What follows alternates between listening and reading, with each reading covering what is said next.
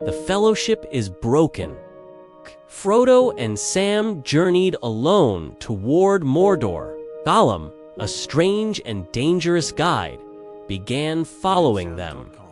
Aragorn, Legolas, and Gimli chased after orcs to save Merry and Pippin.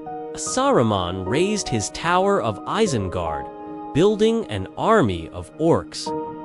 In the east, Sauron's shadow grew.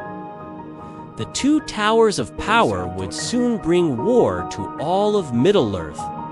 Frodo and Sam must get to the fires of Mount Doom. Before Sauron raises his armies and his servants, the Nazgul come to claim the Ring of Power for him. Gollum leads them along secret paths through the dead marshes of the old forest. While they are hidden, Sauron's forces are gathering. Orcs surge out of the East Fells, pouring over the plains like a dark tide. Saruman looks on with cold fire in his eye as his Uruk-hai, the new breed of orc, march beneath the rising sun. Their numbers are legion. In the distance, the black tower of Barad-dûr looms, a jagged shard against the darkening sky. To the west, the hunters move through the forest, following the trail of the orcs. Aragorn, ever vigilant, scans the trees for any sign of their foes. Legolas, with keen elven eyes, spots a movement in the trees, an orc peering at them from behind a log. An arrow flies and the orc falls. Gimli stands over the slain foe, his axe dripping with orc blood. They will find Merry and Pippin, rescue them from the orcs, and take them back to the free peoples. But first, they must follow the road to Isengard, where Merry and Pippin were taken. And there, in the depths of that fortress, lies the key to Sauron's downfall. A glimmer of hope in these dark times, the of Orthanc. It is a seeing stone that can pierce the eyes of Sauron himself. With it, the free peoples may yet have a chance to defeat the Dark Lord and his growing army.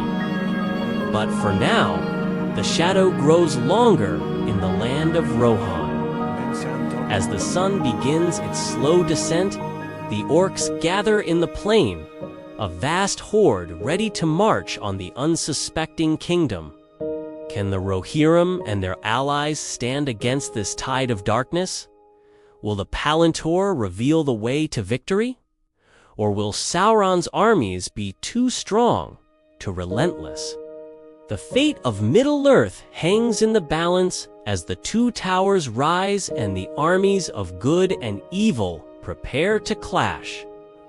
The fellowship has been broken, but the quest is far from over. Frodo and Sam must reach the fires of Mount Doom before Sauron raises his armies and his servants. The Nazgul come to claim the Ring of Power for him.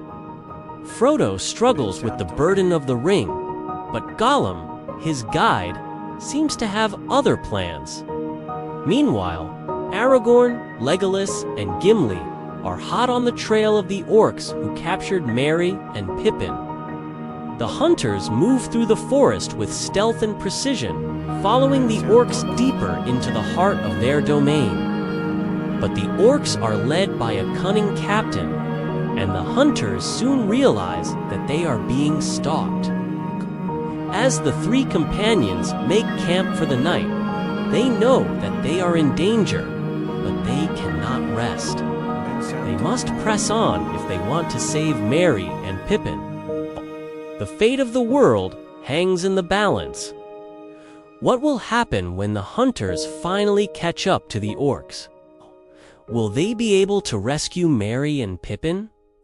And what is Gollum's true allegiance? Find out next time.